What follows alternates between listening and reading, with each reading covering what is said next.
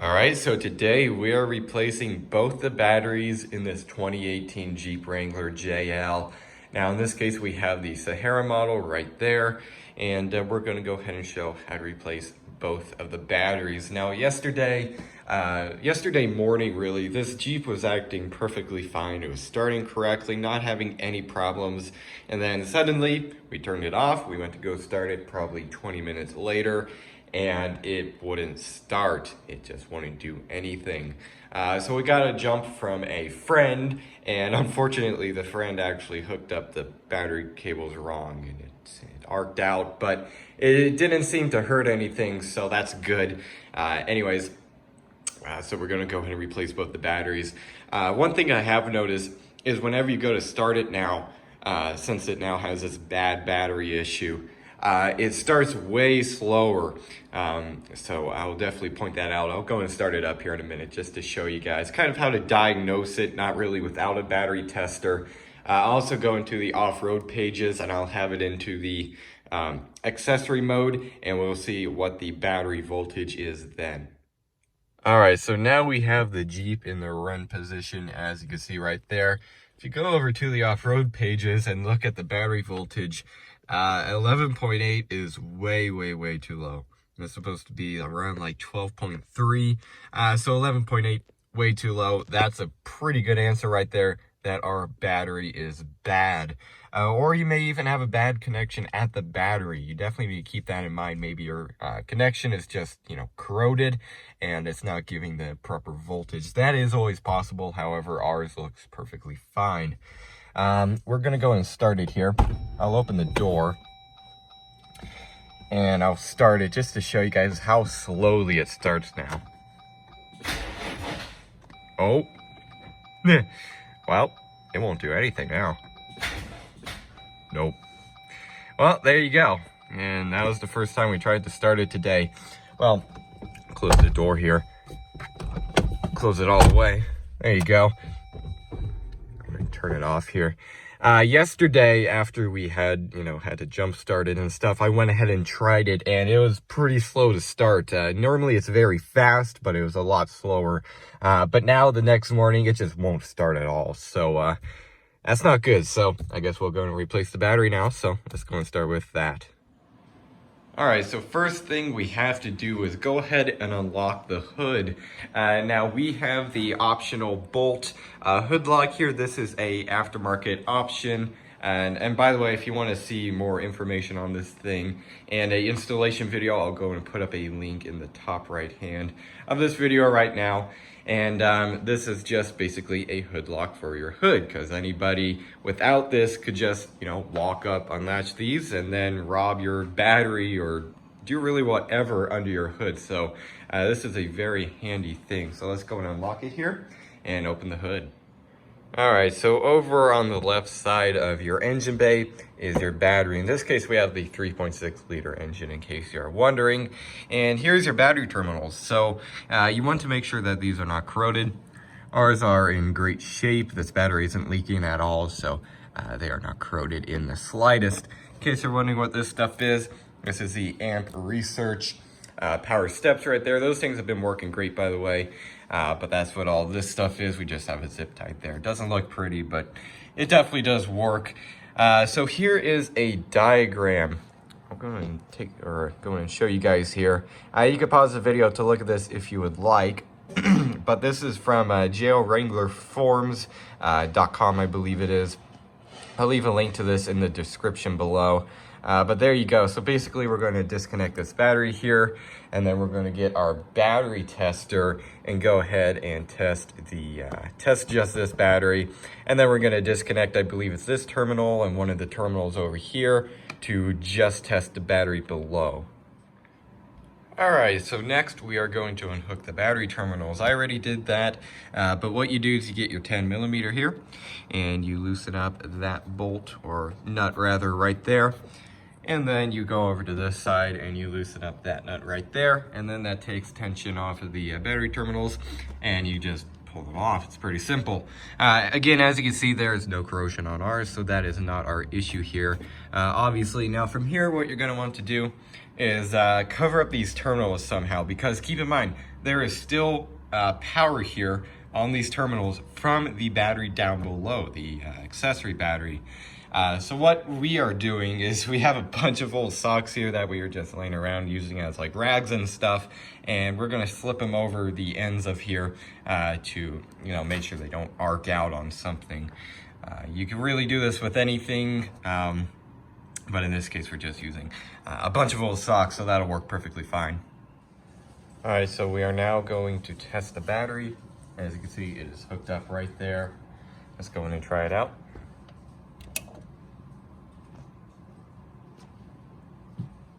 All right, go and flip it on again.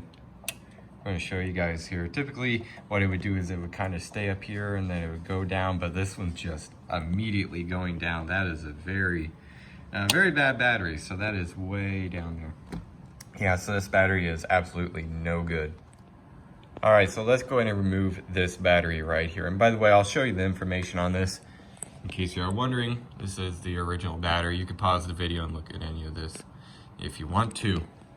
So let's go and remove it here. So if you look down here, this is the passenger side here. And if you look down here, there's a battery clamp. I believe this is just a wedge style clamp. But right there is a 10mm bolt. And I didn't even have to get the wrench on here. You could actually just twist it by hand. And it will turn. It'll probably be more easy to put the wrench on it. And there you go, just like that. It has loosened up. Take it out here. I believe that's as far as it'll go. It's kind of hard with this controller here. Get my hand down in there. Anyways, I'll take that out. It's pretty simple. All right, so we now have the battery out. You just have to take out that clamp down there like I showed. And then you have to pull it out, which, keep in mind, it is heavy. Here we have the negative cable separated from here. This goes to the accessory battery, the auxiliary battery. I'm gonna put that over here. And then here is your positive right here. I believe it's this middle one here for the auxiliary battery. Now we will go ahead and hook up the tester to here and go and see what it shows. All right, it's hooked up. Let's go and try it out. And it went right to bad. And it keeps going down. So it's supposed to be right there at the 200, but it went way past that into bad. So not only is the main battery bad, but so is the auxiliary. All right, so to get that accessory battery off, you have to take out 4 10mm bolts. You can see there's one right there. And then there is also one right there. And then there's one up here. There's the bumper for reference. There's one up there. And then there's also one right up there. And then you have a clip over here, which you just pry out.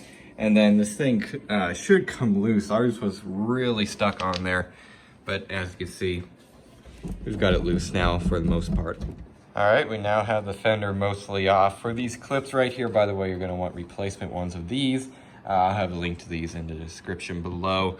You have to lift up on this or else they will break. And then over here is your connector for your turn signal.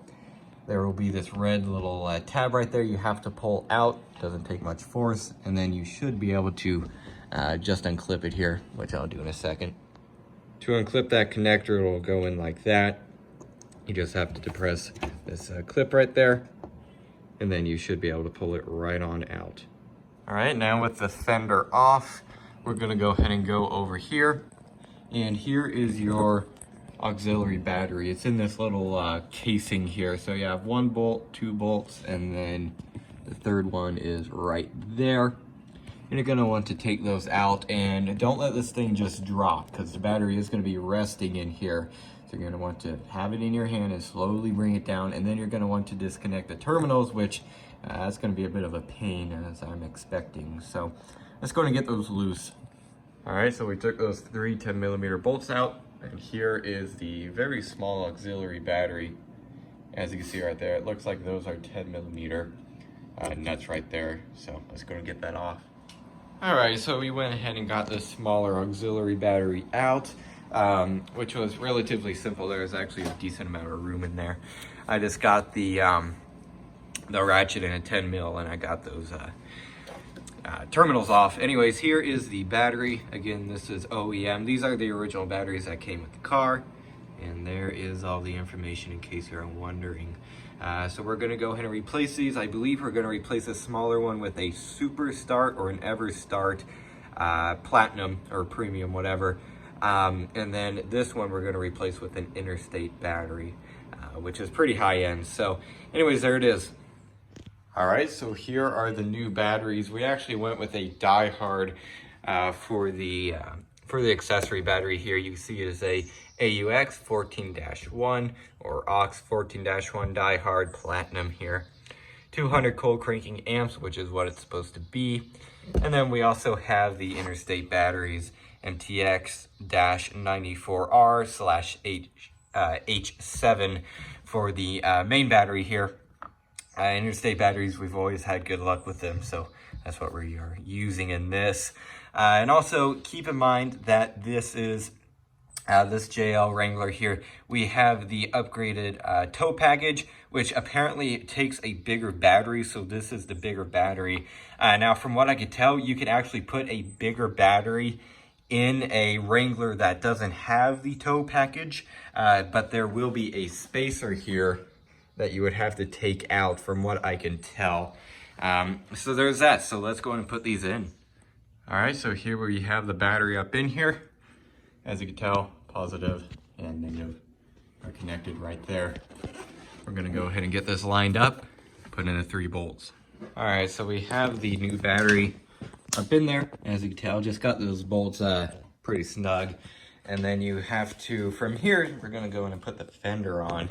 So what we did is we got those white clips here, and we just pried them out, and we have replacement ones by Omix, and we're gonna go ahead and put them on the fender and then push it into place. Hopefully that'll make it a little bit easier, because if you have them on the vehicle, you'd have to kind of slide the fender down on them, or if you're taking it off, you'd have to slide the fender up off them. So hopefully this will make it a little bit easier. All right, so we have the fender back on. What we did is we got those white clips and we put them onto the fender, and then we actually pushed the fender flare, we pushed it onto the actual fender itself. And you just line up the clips, and then you give it a nice push, and it'll all clip in. Now from here, we're gonna go ahead and put back those 4 10mm bolts on the inside, and then replace one of the clips, and boom, your fender will be back on. All right, so we have the bigger main battery in here. As you can see, we have the clamp on there, right down there, and we also have this sleeving over here. Next, we need to go ahead and hook up this negative. This is for the power steps, like I mentioned earlier.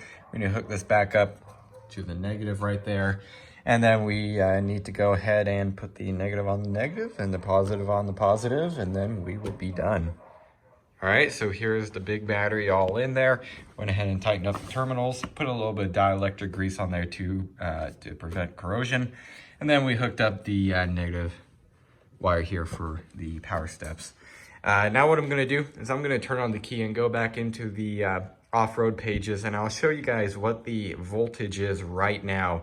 To keep in mind, it's probably not gonna be like 12.4 like it should be, because this is just a battery that's been sitting on the shelf, so it's probably not going to be fully charged, but I guess we'll see. All right, so I have the Jeep back in the run mode. Okay, so this is exactly what it was earlier when I was showing you the battery voltage, which was at what, like 11.8. Well, now it's actually at 12.6, which is kind of odd because that battery's been sitting on the shelf for probably a couple weeks, and we haven't even started the vehicle yet, and that is way higher. So that is absolutely great. So there you go. It's a charged battery. It's a good battery. So now what we'll do is we'll clean up. Obviously, we'll go in and take it out for a spin, get the battery charged up, and also that'll count as a cycle for the computers and everything to relearn like the air, fuel, and stuff. So let's go in and do that. All right, let's go in and start it for the first time. Way faster. Faster than what it was, actually. There you go. All right, so there it was, the main battery along with the auxiliary battery replacement in our 2018 Jeep Wrangler JL. Now overall, this was a relatively simple job. Really the hardest part about it was just taking off that fender, which isn't too big of a job, right? I believe it's those 4 10mm bolts along with one clip, and then you could pretty much just pull it out, or in this case we had to slide up and then pull out because of those white clips. By the way, if you want to buy any of this stuff that we used in this video, I'll leave links to that in the description below, to the Interstate battery along with the Die Hard battery, and also leave links for those replacement clips for the fender, because you're pretty much guaranteed to break them if you're going to take off the fender, which they're not too terribly expensive, but you will have to replace them. So yeah, there it was. Not too hard of a job. Keep in mind when you do this though, it's going to reset your air fuel mixtures for your computer, so your computer's going to have to relearn that. And also your wallpaper and stuff for your radio stations, those are all going to be reset. So keep that in mind when you replace the battery in your Jeep Wrangler JL, or really any car, you know, the radio station's going to get reset, and so are the air fuel mixtures, but just keep that in mind. So yeah, I guess that's really it for this video. Hope everybody enjoyed, and don't forget to like and subscribe. I'll see y'all next time. Goodbye.